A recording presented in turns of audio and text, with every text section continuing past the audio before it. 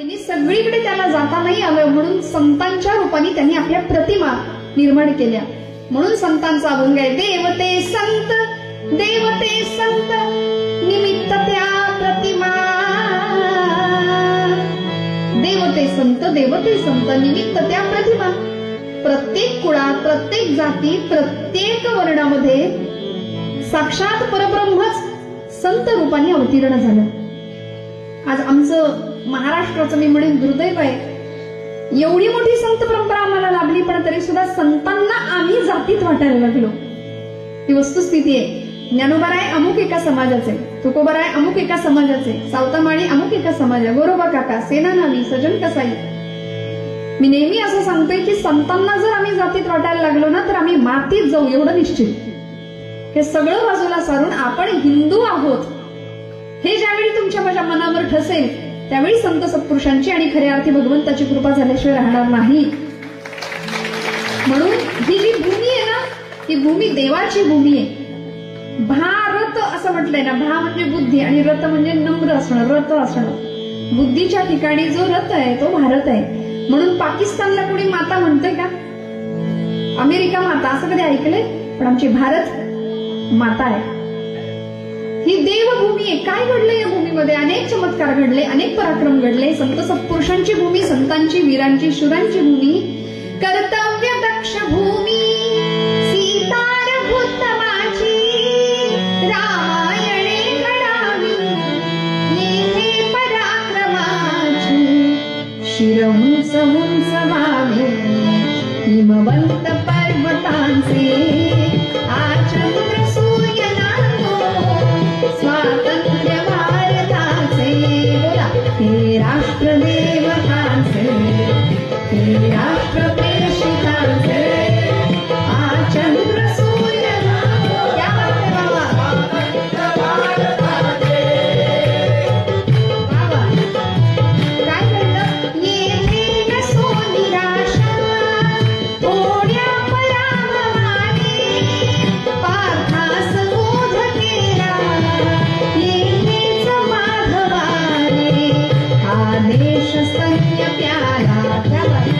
आदेश स्तन्य प्यारा, गीताख्य अमृताचे आचंद्र सूर्य नांदो, स्वातंत्र्य भारताचे राष्ट्र प्रेषिताचे आचंद्र सूर्य नांदो, स्वातंत्र्य भारताचे. भारत माता की. बघा ना, हे सांगावं लागलं तुम्हाला म्हणा म्हणून आपोआप आलं ना. आताच्या लेकरांना हे माहिती नाही म्हणून कीर्तनात, कथेत, नामस्मरणात अशा संतांच्या ठिकाणी आणावं. त्यांना मी हात जोडून सांगते, लेकरं इथे येऊन झोपली तरी चालतील, ते झोपेत जे ऐकतील ते चांगलं ऐकतील आणि घरी जागेपणी टीव्हीवर जे बघतील ते वाईट असेल. त्यामुळे इथे येऊन झोपली तरी चालतील पण आणावं. आपल्या सगळ्यांना थंडी वाजतीये मला माहितीये, पण जेव्हा जेव्हा नाम घ्या असं सांगेन ना त्यावेळी खणखणीत आपण नाम आलं पाहिजे मुखातनं. आणि अशा भूमीमध्ये भगवंत संत रूपाने अवतीर्ण झाला. अर्जुनासारख्या संभ्रांत असलेल्या जीवाला साक्षात भगवंतांनी कुरुक्षेत्रावर गीतेचं अमृत प्राशन करायला दिलं, पाजलं. त्याच्या बाबतीत काय घडलं? तो कर्तव्य विन्मुख झाला होता, तो कर्तव्य तत्पर झाला, कर्तव्य प्रवृत्त झाला. भगवंत त्याला सांगतात, हतो वा प्राप्स्यसि स्वर्गम जित्वा वा मोक्षसे महिम तस्मात् हे कौंतेय उत्तिष्ठ. उठ म्हणले, आता झोपतोस कसला? आता मरगळून काय जातोस? उठ आणि युद्धाय कृतनिश्चय, युद्धाला तयार हो. तसं तुमच्या माझ्या आयुष्यात सुद्धा रोज युद्धाचे प्रसंग आहेत की नाही? सांगा. आपण काही ढाल तलवारी घेऊन लढतो अशातला भाग नाही, पण तुमच्या माझ्या आयुष्यात रोज संघर्ष आहे. अहो, साधी ECG वरची रेषा जिवंत माणसाची कधी सरळ असते का? नाही ना. मग आपण जिवंत माणसं असण्याचं हेच लक्षण आहे. संघर्ष, चढ उतार हेच आमच्या आयुष्याचं मुख्य लक्षण आहे, जिवंतपणाचं. त्यामुळे या सगळ्या चढ उतारामध्ये तुम्हाला मला धीर देणारे, तुम्हाला मला योग्य मार्गावर चालायला शिकवणारे जर कोणी असतील तर आमचे संत सत्पुरुष आहेत. म्हणून बाबांच्या सानिध्यात आपण काय यायचं? का ताई महाराजांचा कृपाशीर्वाद आम्ही आपल्या डोक्यावर मस्तकावर घ्यायचा? याचं कारण हेच आहे की भरकटलेलं, संभ्रांत झालेलं, गोंधळलेलं आमचं आयुष्य बस संतांच्या चरणावर आलं की ते आयुष्य सन्मार्गानेच पुढे पथप्रदर्शन करणारे, वाटचाल करणारे, प्रपंचातल्या सगळ्या कटकटी संपतील. मग अशा संतांचं वर्णन करत असताना ते संत नेमके कोण आहेत?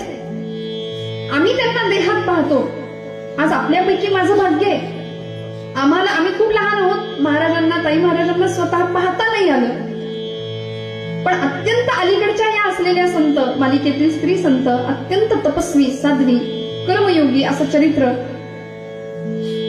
आपल्यापैकी कितीतरी भाग्यवान मंडळी आहे की त्यांना बाबांचा सहवास मिळालाय. ते सहवासात राहिले, त्या कृपाछत्र छायेचा अनुभव आपण सगळ्यांनी घेतला. बस तिथंच आपल्या जीवनाचं सार्थक झालं. कारण संतांच्या साधनेची स्पंदनं ते जिथे असतात तिथे जाणवतात. आजही देहानी इथं नसले तरी आपल्यापैकी अनेक साधकांना अनुभव आहे की महाराज इथे आहेत, त्या तुम्हाला मला कायम मार्गदर्शन करत राहतील, हा आपल्या सगळ्यांचा भाव आहे. आणि म्हणून आपली पावलं इकडे वळली ना. श्रद्धावान लभते ज्ञानम तत्पर संयतेंद्रियः, भगवान गोपाल कृष्ण गीतेमध्ये म्हणतात, इथे या प्रांतामध्ये श्रद्धाच काम करते, बुद्धी काही काम करत नाही.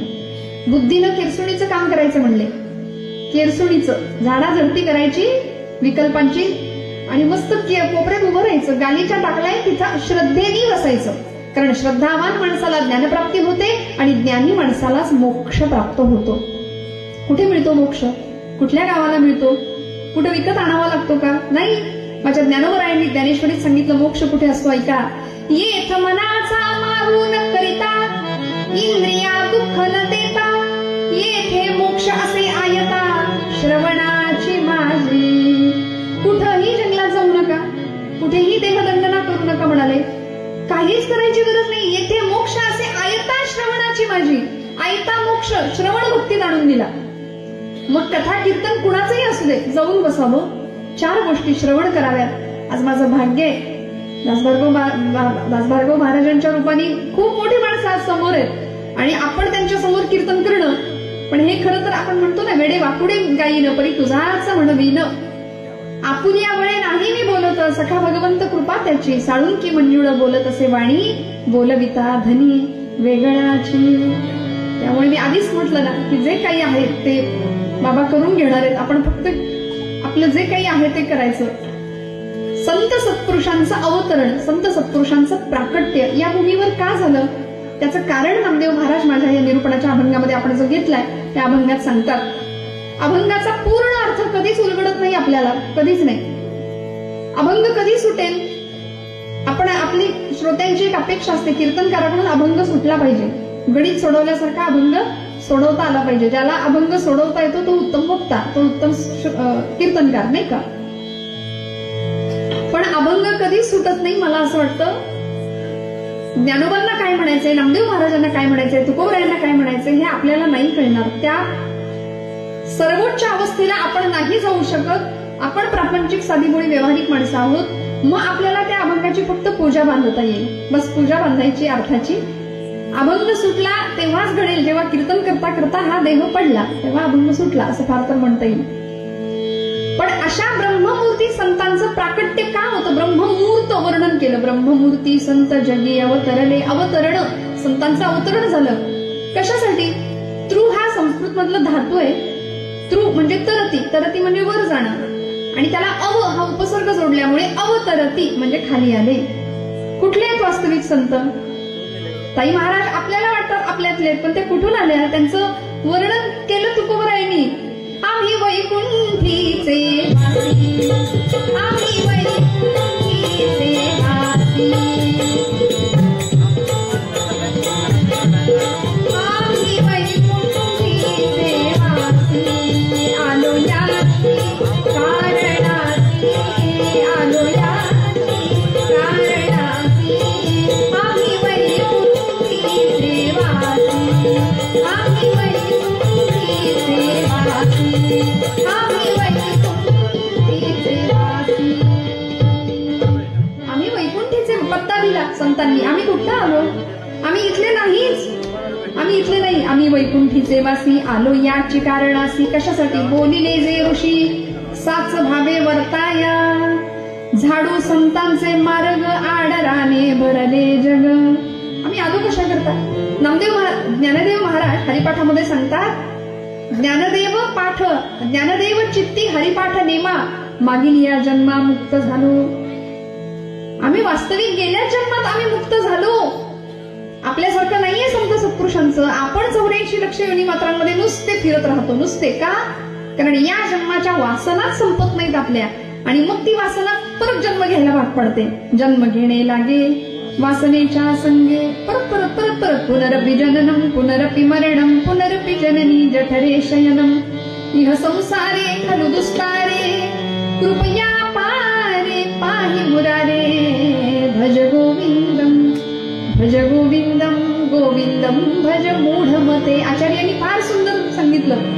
पुन्हा पुन्हा पुन्हा पुन्हा पुनरपि जननम पुनरपि मरणम आम्ही या चक्रात सापडतो. संत म्हणतात आम्ही मुक्त केव्हाच झालो, पण आम्ही आलो कशा करता? जगाच्या कल्याणात. संतांच्या विभूती देह कष्टविती परोपकारे. येथे उपकारासाठी आले गरजा वैकुंठी. जनसामान्यांवरती फक्त उपकार करण्याकरता संतांचा अवतरण आहे. मग त्यांना काय द्यायचं? तुकोबाराय म्हणले त्यांच्या पायी जीव ओतला तरी कमी आहे. काय द्यावे त्यासी? भावे उतराई ठेविता पाही जीव थोडा. किती ओतायचं? किती जीव दिला तरी महाराज म्हणतात कारण मला संतांनी सांभाळलंय. संत आम्हाला सांभाळतात. म्हणून धर्माची दिशा, जगण्याची दिशा जर काय असावी तर त्याचं उत्तर आहे संत. आणि संत प्रकट होतात, प्राकट्य होतं, संतांचं अवतरण होतं. म्हणून आपण सगळे साधा जन्माला येतो, आपण जन्म घेतो, पण संतांचं प्राकट्य असतं, संत प्रकट होतात. नामदेव महाराज संतांचं वर्णन करताना पहिला शब्द या अभंगात वापरतात, ब्रह्ममूर्ती संत. ब्रह्माची साक्षात मूर्ती. निर्गुणाला सगुण व्हावंसं वाटलं की ते संत रूपाने अवतीर्ण होतात अनेक कुळामध्ये, अनेक जातीमध्ये. आणि असं संतत्व ज्यावेळी अनेक प्रकारचं समाजामध्ये आपल्याला दिसतं, अगदी अलीकडच्या काळापर्यंत ताई महाराजांच्या पर्यंत आपण सगळे त्यांच्या सहवासात घालवलेले काही क्षण अनेकांनी अनुभवलेले आहेत. आमचे गोंदवलेचे गोंदवलेकर महाराज असतील, पुसेगावचे सेवागिरी महाराज असतील, वासुदेवानंद सरस्वती टेंबे स्वामी महाराज असतील, चिले महाराज असतील, बाळेकुंद्रीकर महाराज, पंत महाराज बाळेकुंद्रीकर, दत्त संप्रदायाचे, नाथ संप्रदायाचे अनेक अलीकडचे संत बरं का. पण महाराष्ट्राचे 5 पंचप्राण आपल्याला माहिती आहेत. ज्ञानोबराय, ज्ञानमूर्ती ज्ञानदेव, नाममूर्ती नामदेव, भक्तिमूर्ती तुकोबराय, शक्तिमूर्ती समर्थ रामदास स्वामी, शांतीमूर्ती एकनाथ महाराज. यामध्ये निळोबरायांचा सुद्धा उल्लेख आहे. या सगळ्या संतांचा आम्ही वेळोवेळी आठवड्या प्रश्नांची उत्तर आम्हाला मिळतील. कुठेही वर्कशॉपला जायची गरज नाही. सेल्फ रिअलायझेशन, स्वतःला ओळखा. आणि मग मनाचे आजार आता निर्माण झालेत. मग आम्ही कोणाकडे जातो? मानसोपचार तज्ञाकडे जातो. मला त्या शाखेला अजिबात नावं नाही ठेवायची, तेही शास्त्रच आहे.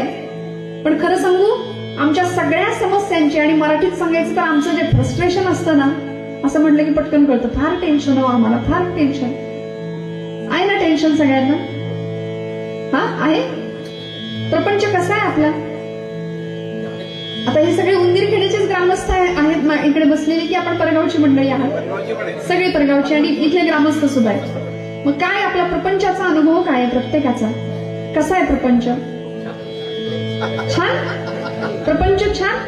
बघा, उत्तर देताय खरं तुम्ही, पण मग हाच प्रपंच आपल्याला कधी कधी रडवतो, हे मान्य? मग जे छान असेल ते रडवेल कसं? प्रपंच कसा आहे याचं वर्णन करताना संतांनी सांगितलंय, संसार दुःख मूळ चौकडे इंगळ, विश्रांती नाही कोठे रात्रंदिन तळमळ. या प्रपंचात आम्ही सुख शोधतो. जे मिळतं, चला आम्ही लहानाचे मोठे झालो, शिक्षण घेतलं, नोकरी मिळवली, उत्तम मुलगी मिळाली, लक्ष्मीच्या पावलांनी ती घरात आली, संसार प्रपंच सुरू झाला, उत्तम संतती जन्माला आली, मुलगा झाला, पेढे वाटा पेढे वाटा, पेढे खाल्ले सगळ्यांनी. अजून थोडा मोठा झाला, अजून त्याची बायको घरामध्ये आली की मग आपल्या घरातली किंमत कमी होते की वाढते? हो ना. तुम्ही आता घरात नसला तरी चालतंय, आम्हाला काही घेणं देणं नाही. हेच मुलाकडून ती त्याला ऐकावं लागणं, हे या समाजाचं भाग्य आहे. इथलं घडलेली वस्तुस्थिती आहे इथली. मला असं वाटतं मुलांच्यासाठी सगळं करा, जीवाचं रान करा, रक्ताचं पाणी करा, हाडाची सगळंच माहितीये तुम्हाला माझं नाही का, सगळं करतो आपण सगळं. पण ज्यावेळी पुढचा मुलगा विचारतो वडिलांना की तुम्ही आता इथे नाही राहिला तरी चालेल, आम्हाला काही घेणं, म्हणून आज दुर्दैवाने महाराष्ट्रामध्ये हिंदूंच्याच मुलांची आई वडील वृद्धाश्रमात आहेत. फार मोठी शोकांतिका आहे. बघा, इतर पंथीय इतर धर्मीय आपल्या आई वडिलांना वृद्धाश्रमात टाकत नाहीत. आणि खेड्यात तर मला हे सांगायची गरज नाही, कारण आपण खेड्यातली माणसं आहात. आपल्याला आपले आई वडील आवडतात, आपण त्यांच्या सोबत राहतो. आपल्याला केवढी भीती, खाल्लं भिल्लं तर करायचं काय त्याने. वारकरी संप्रदायातलं खूप मोठं नाव आहे सद्गुरू बाबासाहेब सातारकर महाराज. बाबा महाराज फार सुंदर सांगायचे त्यांच्या कीर्तनात. ते म्हणायचे, तुम्ही देवाला माना किंवा मानू नका. आपण देव आहे की नाही इथंच अजून अडकलोय. देवाला माना किंवा मानू नका, त्यांनी तुम्हाला मानले एवढं लक्षात ठेवा म्हणले.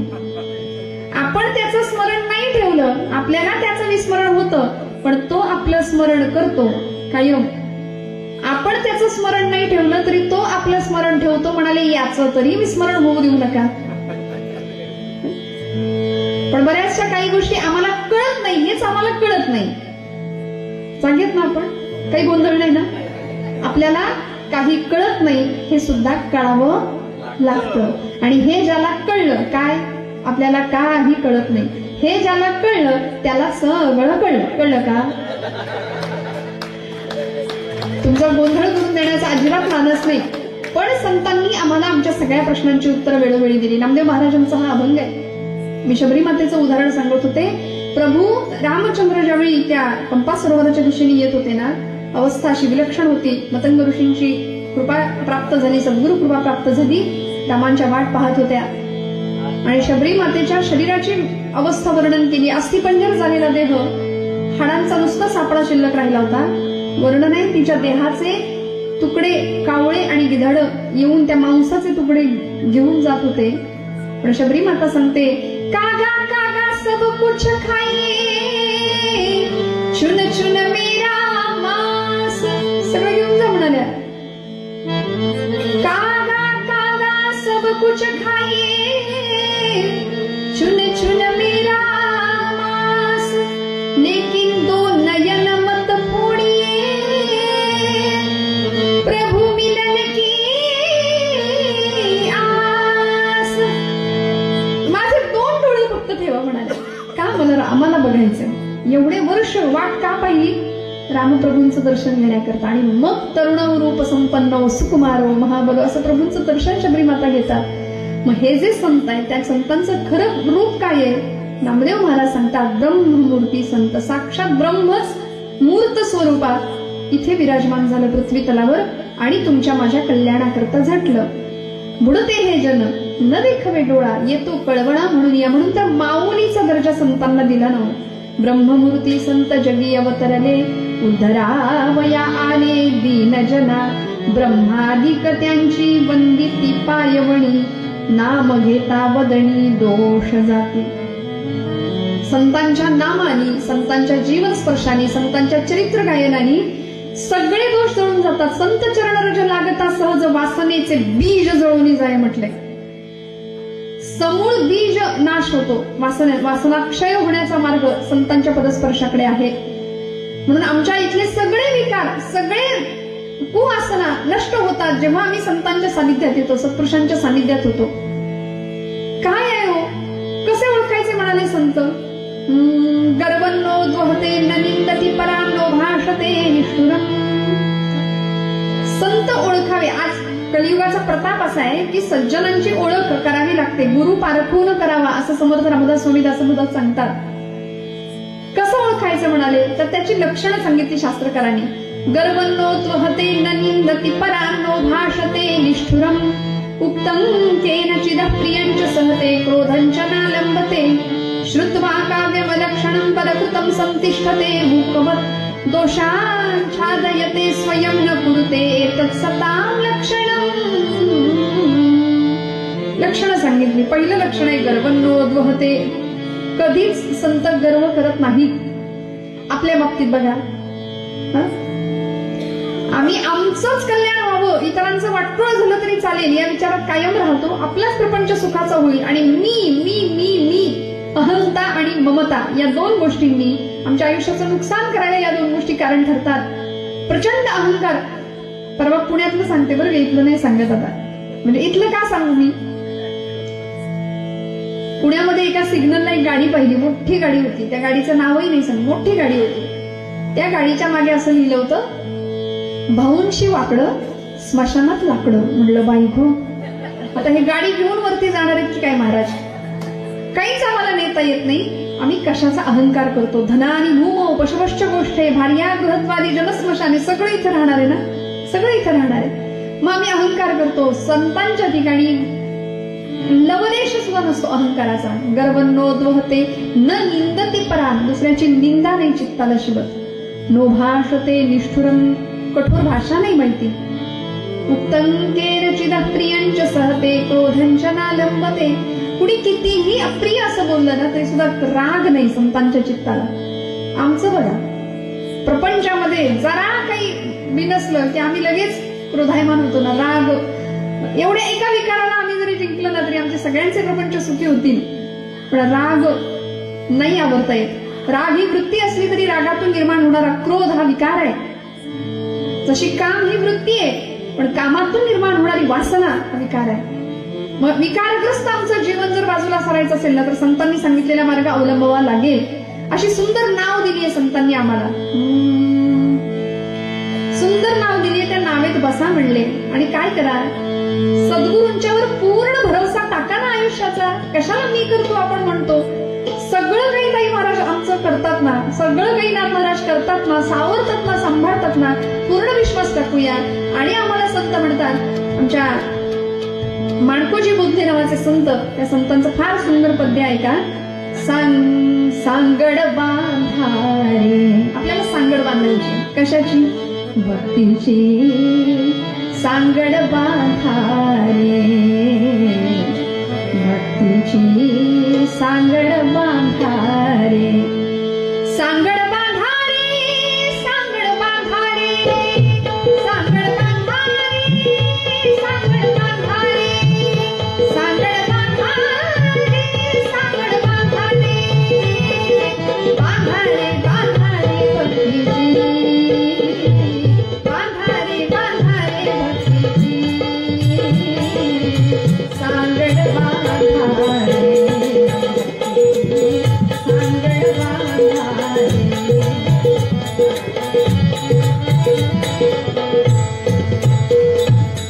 संसार सागर. संसार सागर. घरला जातो पुर. घरला जातो पुर. सांगड बांधारे भक्तीची. सांगड बांधारे. सांगड बांधारे. सांगड बांधारे. सांगड बांधारे. सांगड बांधारे.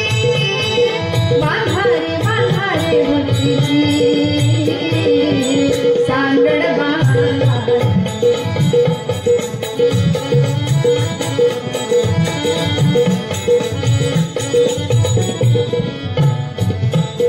लाटा उसळती विषयांच्या. लाटा लाटा. या प्रपंचामध्ये विषयांच्या अनेक लाटा या भवसागरामध्ये उसळतायत आणि त्या आम्हाला त्रास देतात. लाटा लाटा लाटा लाटा लाटा. उसळती विषयांच्या बहुत प्रपंचाच्या.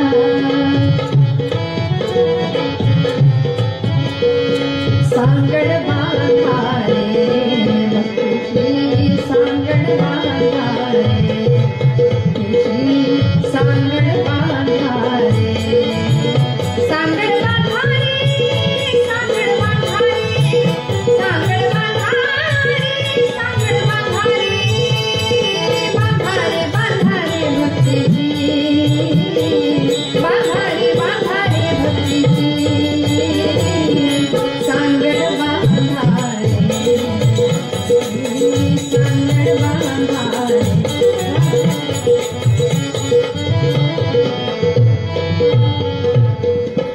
या मग भवसागरातनं पार करणारं कोण असेल तर ते संत आहेत, सत्पुरुष आहेत, सद्गुरू आहेत. मग म्हणाले त्यांचं स्वरूप काय आहे? ब्रह्ममूर्ती संत. साक्षात ब्रह्मच सगुण साकार झालं, मूर्त रूपात आलं जगी अवतरले उद्धराया आले दीनजना. ब्रह्मस्वरूपातले संत. मग ब्रह्म कसं आहे म्हणाले? ब्रह्म हे निर्गुण आहे, निराकार आहे. निर्गुण निराकार ब्रह्माला साकार व्हावंसं वाटलं, चैतन्य स्वरूपात यावंसं वाटलं, म्हणून मग मूर्त स्वरूपाने संतांनी जन्म घेतले, अवतार घेतले. चराचर सृष्टीमध्ये असलेली ब्रह्माची व्याप्ती भगवंत सगळीकडे आहे. सगळीकडे आहे ना, आहे की नाही? भूजल तेज समीर खजळी स्थळी काष्टी पाषाणी सगळीकडे त्याचं अस्तित्व आहे. या देवी सर्व भूतेषु म्हटले. ते फक्त कुणा निर्जीव किंवा सजीव वस्तूत नाही, सर्व भूतेषु घटाघटात असतो आपण भगवंत. आपल्या समर्थ पंचायतनातले एक संत आहेत, समर्थ रामदास स्वामी, ते आपल्या सगळ्यांना माहिती आहेत. पण त्याच आमच्या सातारा जिल्ह्यामध्येच निगडी नावाचं गाव आहे, तिथले रंगनाथ स्वामी निगडीकर समर्थ पंचायतनातलेच एक संत सत्पुरुष आहेत. रंगनाथ स्वामींनी आपल्या शिष्याला समर्थांकडे पाठवलं आणि चाफळ या क्षेत्रामध्ये समर्थ होते. आणि रंगनाथ स्वामींनी सांगितलं, एक वाटी दिली आपल्या शिष्याला बरं का, ती वाटी घेऊन जा आणि समर्थांना म्हणावं याच्यामध्ये ब्रह्म भरून मागितलंय. ऐकताय ना, सगळे जागे आहेत ना? काय म्हणाले? ही वाटी घेऊन जा आणि याच्यामध्ये ब्रह्म भरून देता का म्हणायचं. तो शिष्य गेला. आता गुरु आज्ञाप्रमाणे डोळे झाकून गुरु सांगतील तसं वागायचं, आपलं डोकं चालवायचं नाही. निघाला, समर्थांना भेटला, समर्थांना दर्शन घेतलं समर्थांचं आणि वाटी समोर केली. म्हणाले, महाराज आमच्या गुरुजींनी पाठवले आणि ही वाटी झोळीतनं त्यांनी काढली. म्हणाले, या वाटीत ब्रह्म भरून मागितलंय म्हणले. समर्थ हसले. आता दोघंही एकमेकांचा अधिकार जाणून होते, पण ज्ञान प्राप्त करून द्यायचं होतं समोरच्या शिष्याला ना. समर्थ त्याला सांगतात, बाबा रे, या वाटीमध्ये आधीच काठोकाठ ब्रह्म भरलंय, ब्रह्म भरून द्या. कसं आधी भरलंय म्हणाले, गुरुजींना सांग ती वाटी आधी रिकामी करून आणा म्हणाले. ती जी वाटी आहे ना ती आधी रिकामी करून आणा. तो शिष्य असा वाटीकडे बघतोय, असं वर खाली करतोय. याच्यात ब्रह्म आहे? हो म्हणले, काठोकाठ भरले. म्हणाले, मी झोळीत अशीच वाटी टाकली होती. समर्थ म्हणले, बरं झालं सांडलं नाही. ब्रह्म निर्गुण निराकार ब्रह्म प्रत्येक गणाकणात त्याची व्याप्ती आपल्याला माहिती आहे ना. आणि मग समर्थ म्हणतात, त्या वाटीमध्ये आधी ब्रह्म आहे, ती वाटी रिकामी करून आण. मग चहाचा कप आपण पाहुण्यांना द्यायला कसा अलगद आणतो, अजिबात सांडला नाही पाहिजे, तशी त्यांनी ती वाटी जाताना नेली, ब्रह्म भरलंय म्हणून. सांगायचं तात्पर्य एकच की चराचर सृष्टीमध्ये असलेली भगवंताची व्याप्ती संतांना समजली. संत विश्वाकार होते, सृष्टीतलं चैतन्य तत्व जाणत होते. आणि आम्ही सर्वसामान्य जीव आहोत, आम्हाला ती चैतन्य शक्ती कळत नाही. माऊली म्हणते, या उपाधी माझी गुप्त, चैतन्य असे सर्वत्र, ते तत्वज्ञ आणि संत स्वीकारितो. आम्हाला नाही कळत. आम्ही आहे त्या प्रपंचामध्ये सुद्धा कायम आमच्या चेहऱ्यावर 12 वाजलेले असतात. म्हणजे मी इथलं नाही सांगत, कायम आठ्या कपाळाला. बरं, माणसं कपड्यांना इस्त्री करतात इथपर्यंत ठीक आहे, चेहऱ्याला पण इस्त्री करावी का? स्वाध्याय परिवाराचे एक प्रणेते आहेत, पांडुरंग शास्त्री आठवले. दादा म्हणायचे लोक त्यांना. दादांना विचारला प्रश्न एकाने. म्हणले, दादा ज्ञानी कोणाला म्हणायचो? दादा म्हणले, ज्याचा चेहरा एरंडेल प्यायल्यासारखा असतो की नाही, तो म्हणले ज्ञानी. माणसं हसायला तयार नाही, कपाळावर जणू काही लिहिलेलंच असतं, कळवण्यास अत्यंत वाईट वाटत आहे की. इतक्या उत्सवी आणि उत्साही सृष्टीमध्ये भगवंतांनी आपल्याला जन्माला दिलंय. संत सत्पुरुषांचा सहवास तुमच्या माझ्या जीवनाला प्राप्त करून दिला. काय करतात संत सत्पुरुष? ऐका. होका दुराचारी विषयी आसक्त संत कृपेत त्वरित उद्धरतो. फक्त सज्जनांचाच उद्धार करतात असं नाही, दुराचारी पाप्यातला पापी असू दे, संतांच्या सहवासात आला ना त्याचा उद्धार झाला म्हणून समजा. होका दुराचारी विषयी आसक्त संत कृपेत त्वरित, म्हणून पाप ताप दैन्य जाई उठा उठी सगळंच जातं. शशी तापम, चंद्र काय करतो? ताप घालवतो. कल्पतरू काय करतो? गंगा पापम शशी तापम दैन्यम कल्पतरुस्तथा पापम तापंच दैन्यंच हंती साधू समागमः. गंगा पापम, गंगा नदी आमचं पाप शालन करते आपल्याला माहितीये. गंगा पापम शशी तापम, शशी म्हणजे चंद्र, ताप नष्ट करतो. कल्पतरू नावाचा एक वृक्ष आहे, तो आपल्यापैकी कोणी पाहिलाय का? मी तरी नाही पाहिला. असं एक काल्पनिक वृक्ष आहे. तो काय करतो? दैन्य घालवतो. मागील इच्छित जे काही असेल ते मनोरथ पूर्ण करतो. पण म्हणाले, हे 3 वस्तू 3 गोष्टी आपल्याला देतात. पण संत पापम तापंच दैन्यंच हंती साधू समागमः. साधूंचा संसंग झाला की शरीरातला तापही निघून जातो पापही संपतं आणि दैन्य सुद्धा संपतं. अशा संतांच्या सहवासात गेल्यानंतर दुराचारी असला तरी सुद्धा तो सज्जन बनतो नव्हे, त्याच्या सगळ्या पापांचा नाश होतो. आपल्याला तुकोबरायांचं चरित्र माहितीये. मी दृष्टांत एक सांगते आणि बस पूर्वरंग समाप्तीकडे नेते आणि मग आपल्याला छोटासा दृष्टांत स्वरूपामध्ये कथाभाग बघायचा आहे. काय घडलं, तुकोबरायांचं कीर्तन रंगायचं बरं का, मस्त. आधी तुकोबरायांना प्रचंड वेड्यात काढलं होतं समाजाने. असे रस्त्याने निघाले तरी लोक म्हणायचे, बघा येडा तुक्या चालला. आमच्या संतांच्या बाबतीत हेच घडलं. संत सत्पुरुषांच्या बाबतीत आहेत तोपर्यंत प्रचंड त्रास दिला लोकांनी, प्रचंड. ज्ञानोबरायांनी काय पाप केलं होतं, पण संन्यासाची पोरं म्हणून विटंबना केलीच ना. काय पाप केलं होतं, तुम्ही जगता कशाला, अरे मरत का नाही तुम्ही, म्हणून माऊलींचा उपहास करायचे लोक. सगळं विष प्राशन केलं, निंदा प्राशन, निंदेचं विष प्राशन केलं, पण 12व्या शतकात चूळ भरली माझ्या माऊलींनी अमृताची.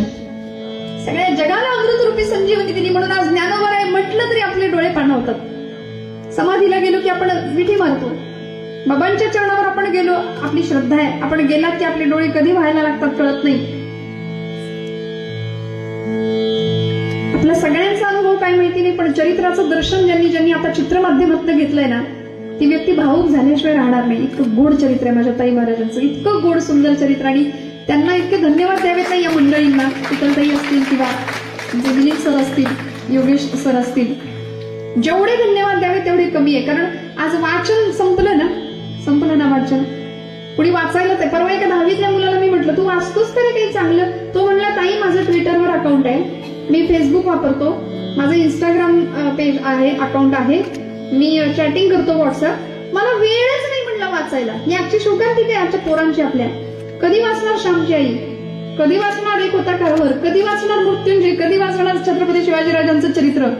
काही नाही हो, काही घेणं देणंच नाही आमच्या पिढीला आता. त्यामुळे त्याला म्हटलं, तू काही चांगलं वाचतोस का? तो म्हणला, नाही वाचत. म्हटलं, आता तू वाचत नाही. कळलं तर बघा, मराठी भाषा आहे बाबा आपली, ती आपण बाजूला साधली आहे. आणि मग दुसऱ्या भाषेत अर्थात इंग्रजी येऊ नये असं माझं अजिबात म्हणणं नाही, पण ती आपली आई नाही, ती फार तर मावशी आहे आपली बाबा. आई नाही, आई आपली मराठी, माय मराठी. म्हणून ये मराठीची नगरी ब्रह्मविद्येचा सुकाळू करी, माझा मराठाची बोलू कौतुके परी, अमृता तेही पैजा जिंके, ऐसे अक्षरे रसिके मिळवीन.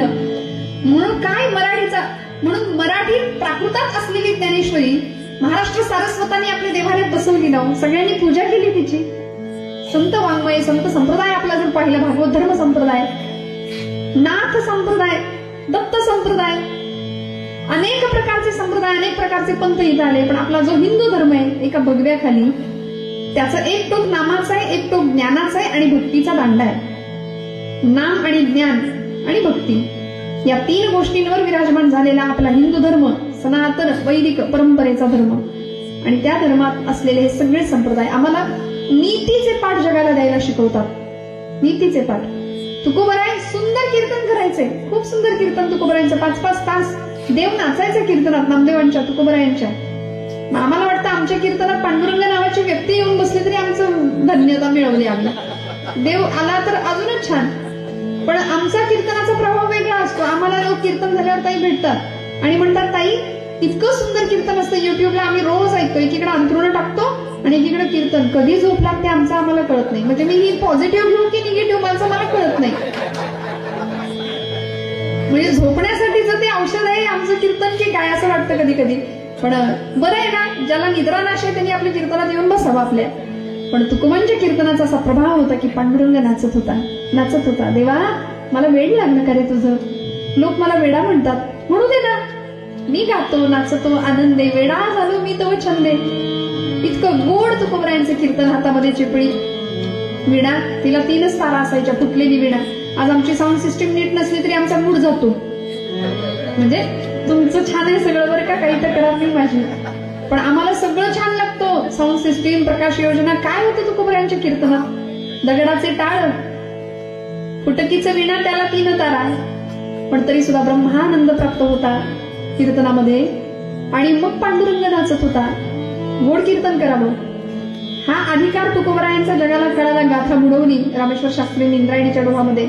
आमची आवली माता जिजाई आई साहेब धावत आल्या होत्या आणि तुकोबरायांना शिव्यांची डाखोरी घालणारे आई साहेब. पांडुरंग परमात्माला काळ्या मेल्या उडद्या मोठी डिक्शनरी होती, सगळं नाही मी इथे म्हणू शकत आईसाहेबांची.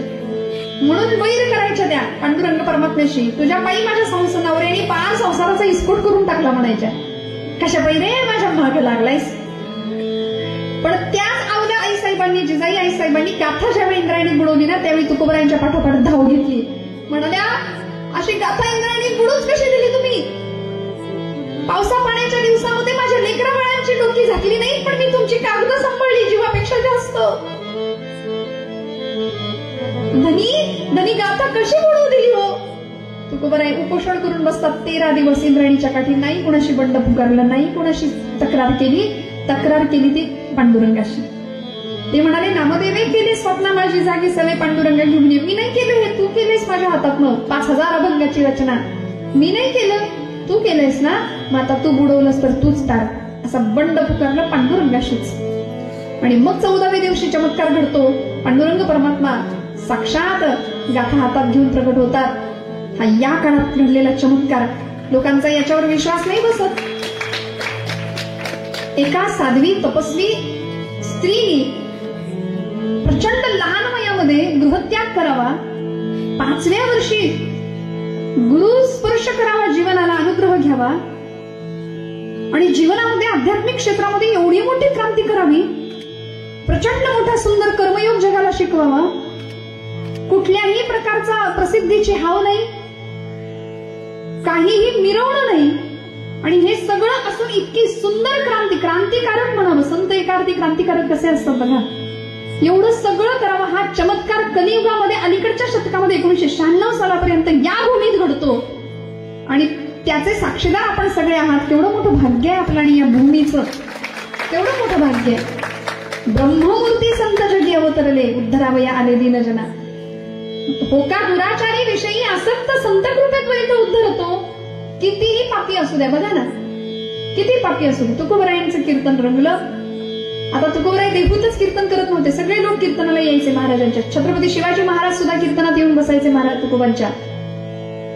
आणि मग शिष्यत्वपद करतात. भक्तीला आणि शक्तीची जोड, शक्ती भक्तीचा संगम होतो शिवाजी राजांच्या चरित्रामध्ये. एकीकडे समर्थ रामदास स्वामी आणि एकीकडे जगद्गुरु तुकोबराय. तेच तुकोबराय शिवबा सांगतात, राजा अफजल खान आलाय ना स्वराज्यावर चालून, तर आता शांत बसू नको. विंचू देवहऱ्याशी आला देव पूजा नावडी त्याला, तेथे पैजाराचे काम अधमाशी तो अधम. विंचू जर शिवशंभू महादेवाच्या पिंडीवर बसला तर आपण त्याला विंचू स्वामी म्हणून दुधाचा अभिषेक घालू का? नाही ना, तिथं पैजाराचंच काम आहे. अफजल खान आलाय ना, त्याचा कोथळा बाहेर काढल्याशिवाय राहू नको. हा तुकोबराय आदेश देतात छत्रपती शिवाजीराजांना. आणि मग राज्य शकट पेलणारा राजा शककर्ता या भूमीमध्ये घडतो, निर्माण होतो. काय परिणाम असेल शब्दांची, काय ताकद असेल. आम्हा घरी धन शब्दांचीच रत्ने, शब्दांची शस्त्रे करू यत्ने. ते शब्द शस्त्र म्हणून वापरलं संतांनी. आणि असे तुकोबराय ज्यावेळी देहूत कीर्तन करायचे, हजारो लोकांची गर्दी. देहूतनं काही माता पंचक्रोशीतले लोक तुकोबरायांना बोलवायला लागले. शिवबा कासार नावाचे तुकोबरायांचे एक टाळकरी होते. लोहगाव, आता पुण्याचं जिथं एअरपोर्ट आहे ना, ते लोहगाव, तिथे शिवबा कासारांचं घर आहे. आणि तिथे कीर्तन तुकोबरायांचं चाललं होतं बरं का. एक दिवस संध्याकाळची वेळ, तुकोबराय छान कीर्तनामध्ये, हीच वेळ मस्त कीर्तन रंगलं. तुकोबरायांचं छान कीर्तन पार पडलं. सगळी मंडळी आपापल्या घरी गेली. महाराज सुद्धा आता निघाले, म्हणाले राहत नाही. शिवबा कासार म्हणत होते, महाराज थांबा थोडं, राहा इथे. नाही म्हणले, जातो आता देहूला जातो, आवली माझी वाट बघत असेल. आणि काय आवलीचा प्रपंच होता हो. तुकोबरायांना एखाद्या शेताची राखण करायला लागायची. प्रपंचात 18 विश्व दारिद्र्य होतं. कुठल्या शेताची राखण करायला गेली, ऊसाच्या शेताची राखण तुकोबराय करत होते. आणि इकडे बघा, असू द्या, ऊसाच्या शेताची राखण करत असताना त्या मालकांनी खुश होऊन, आनंदित होऊन तुकोबरायांना एक ऊसाची मोळी दिली होती. ती मोळी तुकोबरायांनी खांद्यावर घेतली आणि रामकृष्ण हरी करत घराकडे निघाले. आता माणसं आजूबाजूचे लबाड हो, ती काय आत्ताच असतात असं नाही, त्या काळी सुद्धा होती नाही का. ती माणसं अशी तुकोबरायांच्या आजूबाजूला अशी लहान बारकाई पोरं सगळी तुकोबरायांच्या पुढे मागे त्या ऊसासाठी. काहींनी मागून घेतले, काहींनी मागून घेतले. संपली मोळी. 2 कांडकं राहिली ऊसाची शिल्लक. तसेच घेऊन, महाराजांना माहिती नाही काय घडलं, तेवढीच घेऊन घरी आले. लेकरं बाळा आली समोर, त्यांच्याकडे एक कांडकं दिलं ऊसाचं आणि एक आवला माईंच्या हातात, जिजाई आईसाहेबांच्या हातात दिलं आणि बसले पांडुरंगासमोर. रामकृष्ण हरी. जिजाई आई साहेब आल्या आणि तेच उसाचं दांडकं तुकोबांच्या पाठीत मारलं. आणि तुकोबा म्हणतात, जिजे आवले मला ठाऊक आहे, मला दिल्याशिवाय तू खायची नाहीस. हा प्रपंच, याला म्हणायचं प्रपंच. म्हणून महाराज म्हणतात, संसार तापे तापलो मी देवा करिता या सेवा कुटुंबाची. अरे संसाराने मला चटकेच दिलेले, पण हे संत उद्धार करायचा झाला तर एखाद्या जीवाचा कसा करतात. तुकोबरायांचं कीर्तन संपलं शिवबा कासारांच्या घरी आणि निघाले. आता हातात चिपळी, देहूच्या दिशेने प्रस्थान केलं. पूर्वीचा काळ चालत निघाले आणि चालत जात असताना जाता जाता आता मध्यरात्रीची वेळ, चोरांचं एक टोळा फिरत होतं. एक 10-15 जण होते. तुकोबरायांना पाहिलं, म्हणले तुकोबा कुठे चाललात? महाराज म्हणले मी घरी चाललो. म्हणाले देहूला चाललो. त्यांच्यापैकी कोणीतरी म्हणले, अरे त्यांची मदत होईल म्हणले आपल्याला आपल्या कामात, घ्या म्हणले सोबत. म्हणाले तुकोबा आमच्या बरोबर येता का? महाराज म्हणले येतो.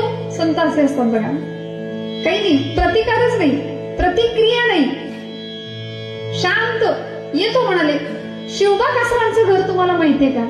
म्हणले हो माहितीये, आता तिथेच कीर्तन झालं माझं, मग आम्हाला नेता का? नेतो. चला म्हणले. मागे वळले तुकोबराय या सगळ्यांना घेऊन शिवबा कासारांच्या घरी. सगळं माहितीये, दार कसं उघडायचं, काय कसं, वाड्याचा दरवाजा वगैरे सगळं. हा म्हणले सगळं माहितीये. ओढून दिलं स्वतः तुकोबरायांनी. ते 15 चोर आतमध्ये शिरले. महाराज आत जायचा रस्ता माहितीये का? हो माहितीये. जा बरं तुम्हीच आत, आणि जे काही सामान असेल तुमच्या हाताला येईल सगळं फेका म्हणले बाहेर. महाराज आत गेले. सगळ्या प्रकारे त्यांची मदत तुकोबराय करतायत, सगळं सामान देत आहेत त्यांच्या हातात. आणि हा सगळा कार्यक्रम रात्रभर चाललाय. बघता बघता बघता पहाटेचे 4 वाजले आणि सामान देण्याच्या नादात तुकोबरायांच्या हातात होती कास्याची एक थाळी आणि दुसऱ्या हातात होतं उलट नव्हतं, लाट नव्हतं. आणि 4 वाजले म्हटल्यानंतर तुकोबरायांची वेळ झाली. उठा पांडुरंगा आता दर्शन द्या सकळा, उठा जागे भारे आता स्मरण करा पंढरीनाथा, भावे चरणी ठेवा माता व्यथा जन्माच्या. उठा जागे भारे आता भावे चरणी ठेवा माता व्यथा जन्माच्या. उठा जागे वारे आता स्मरण करा पंढरीनाथा, भावे चरणी ठेवा माथा चुकवी व्यथा जन्माच्या. उठा जागे वारे आता. जात आता खाण खाण खाण कासाची थाळी वाजते. शिवबा कासार उठले. तसे सगळे चोर लपले. म्हणले कुठून दुर्बुद्धी सुचली, तुकोबांना घेऊन आलो म्हणे, आपण फसलो. आता लपा म्हणले, जिथं जागा मिळेल तिथे लपा. सगळे जण लपून बसले आणि शिवबा कासार आले. म्हणाले तुकोबा गेलाच नाही तुम्ही? नाही म्हणले गेलो होतो की. मग परत आला? हो परत आलो. आता इथे काकडा करता घरी नाही गेलात? नाही म्हणाले गेलो. परत आलात? आलो परत. कोण आले बरोबर? महाराज म्हणले दिंडी आलीये. झालं, सगळ्यांना बाहेर यावं लागलं. सगळे म्हणले लावा आता मुक्के, घाला तुळशीच्या माळा गळ्यात. आणि तुकोबांच्याच हातनं यांनी तुळशीच्या माळाही घालून घेतल्या, कपाळाला बुक्काही लागला आणि निम्म्यापेक्षा जास्त तुकोबांचे हे आपलेच टाळकरी होते. काय परिणाम होतो बघा ना. कोका दुराचारी विषयी आसक्त संत कृपे त्वरित उद्धार होतो. आपणासारखे करीत तात्काळ नाही, काळ वेळ तया लागी. तुमचा माझा उद्धार झाल्याशिवाय राहत नाही. डोळे झाकून या मार्गावर चालावं आणि संत सत्पुरुषांच्या सहवासात यावं. नामदेव महाराज शेवटच्या चरणात म्हणतात, अखंडित नामा त्यांचा वास पाही निशिदिनी ध्याय सत्संगती. बस माझ्या आयुष्याचं ध्येय काय आहे? मला माझं गंतव्य जर गाठायचं असेल, परमात्मा प्राप्त जर मिळवायचं असेल, तर बस माझ्या आयुष्यामध्ये सद्गुरूंचं येणं फार गरजेचं आहे. संत सत्पुरुषांचा सहवास मिळणं फार गरजेचं आहे. तो कसा असतो, त्यांनी परिणाम काय साधतो आणि काय चरित्र असू शकतं, जे की आपण सगळे जाणता. खरं तर मीच नव्याने थोडासा फार अभ्यास केलाय, पण आपण उत्तम पद्धतीने अगदी डीपली ते चरित्र जाणताय. पण तरी सुद्धा माझ्या अल्प कुवतीनुसार काही प्रसंग सांगण्याचा कीर्तनाच्या पठडीतनं प्रयत्न करते. पूर्वरंगात मी इथे थांबते. एकदा अभंगाचा आठव करणार आणि मस्त आपण सगळ्यांनी मिळून एक नामस्मरण करायचं आणि मग कथा थोडक्यात सांगायचा प्रयत्न करणार. 9:30 पर्यंत चालणार आहे की थोडस 9:15? जास्त पुढे नाही मिळणार, 9:30च्या आतच करण्याचा प्रयत्न करते.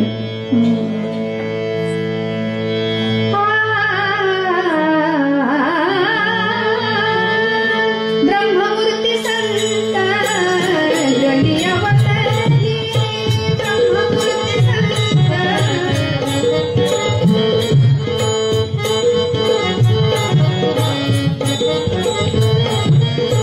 उधराय आली दीनजना, ब्रह्ममूर्ती संत जगी अवतरली, ब्रह्ममूर्ती संत जगी अवतरली.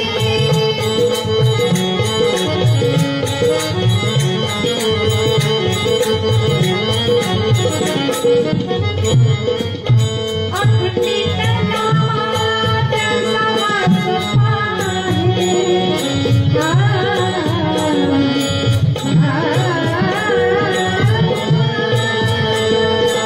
अखंडित नामात त्यांचा वास पाहे, निषेधी निघाली सत्संगती.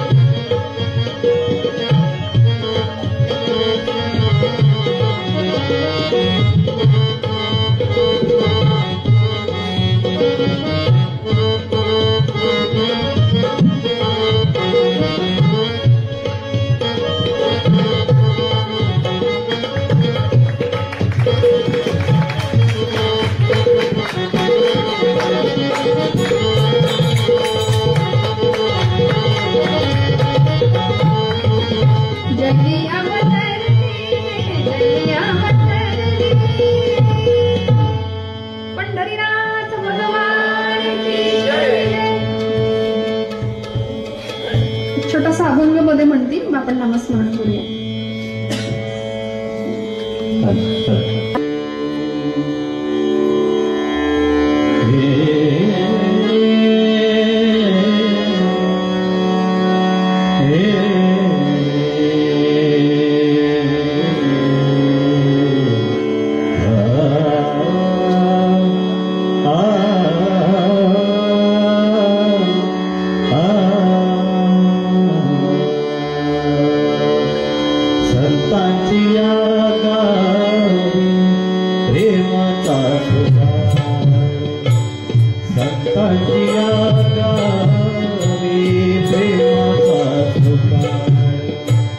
नाही तळमळ दुःख देश संतांची गावी प्रेमाचा संतांची गावी प्रेमाचा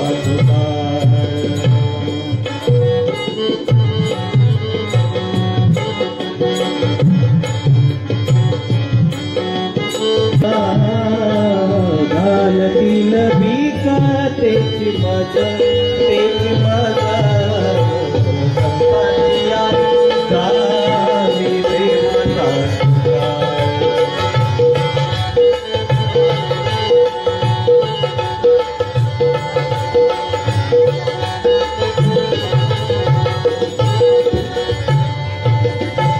संतांचे भोजन अमृताचे पान संतांचे भोजन तांचे भोजन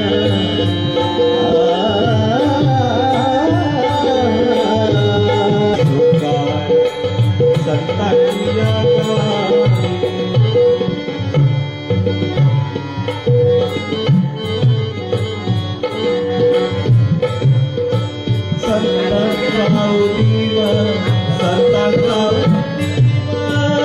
उपदेशाची पेठ उपदेशाची पेठ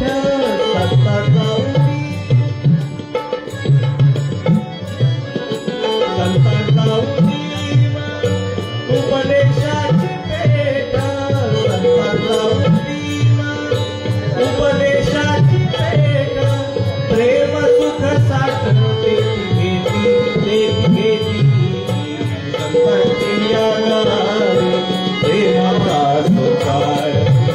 संतांची या गावी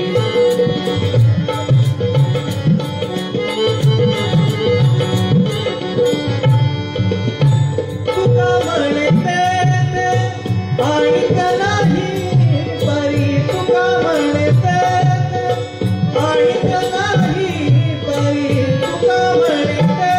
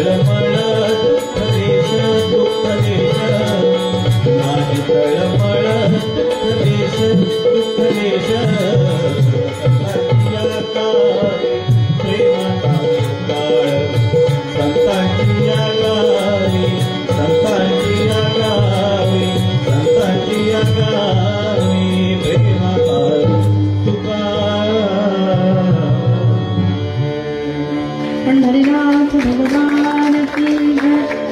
एकदम मस्त खणखणीत हाताने टाळी, मुखाने गोड आवाजामध्ये नाम. सगळ्यांचा आवाज येऊ द्या. थंडी नाही ना वाजत आहे? नक्की हात मोकळे करा उंच. श्रीनाथ जयनाथ जय जयनाथ बोला. श्रीनाथ जयनाथ जय श्रीनाथ जयनाथ जय जयनाथ. येऊ द्या आवाज, थंडी जाऊ दे. श्रीनाथ जयनाथ जय जयनाथ.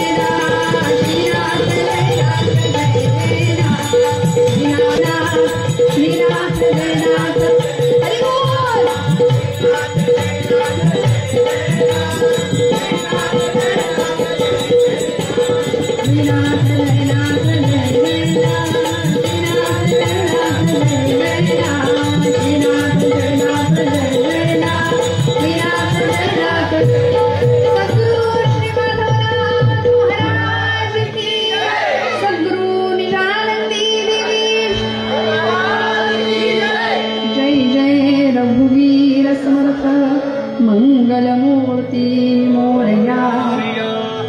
सगळ्यांचे हात शेवटपर्यंत राहिले नाही बरं का. बरं आपोआप खाली आले बघा ना. किती मिनिटं, 2 मिनिटं आपण भजन केलं, तेही आम्हाला जमत नाही. येता जाता उठत बसता कार्य करता तदा घेता घेता वदनी वदता ग्रास गिळता. प्रत्येक वेळी नाम मुखातनं यावं ही ताई महाराजांची अपेक्षा होती आहे. त्यामुळे नाममहात्म्य, संत सहवास, संत स्पर्श जीवनाला परोपकार असू दे, या सगळ्यासाठी त्यांचं जीवन आहे. आणि हाच उपदेश तुम्हाला मला जाताना त्या करून गेल्यात. काय घडलं पुण्यभूमी क्षेत्रामध्ये? सकाळची वेळ, पेठेमध्ये असलेलं निवडुंग विठोबाचं मंदिर आणि पंढरीश पांडुरंगाच्या समोर रखुमाई आई साहेब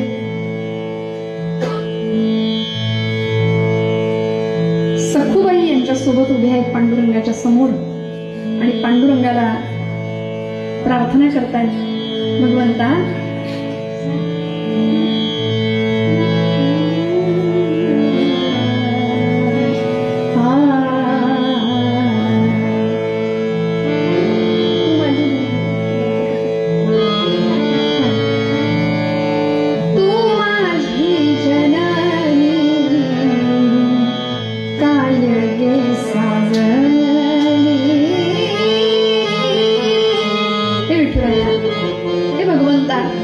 जगाची माऊली म्हणून आम्ही तुला पाहतो. माता विठ्ठल, पिता विठ्ठल, बंधू विठ्ठल, गोत्र विठ्ठल आणि रखुमाई आई साहेब विठ्ठला समोर झोळी पसरली, पदर पसरलाय, गर्भवती आहेत आणि पांडुरंग परमात्म्याला सांगतायत की आता या खेपेला मुलगी जन्माला येऊ दे माझ्या पोटी, माझ्या पोटी कन्या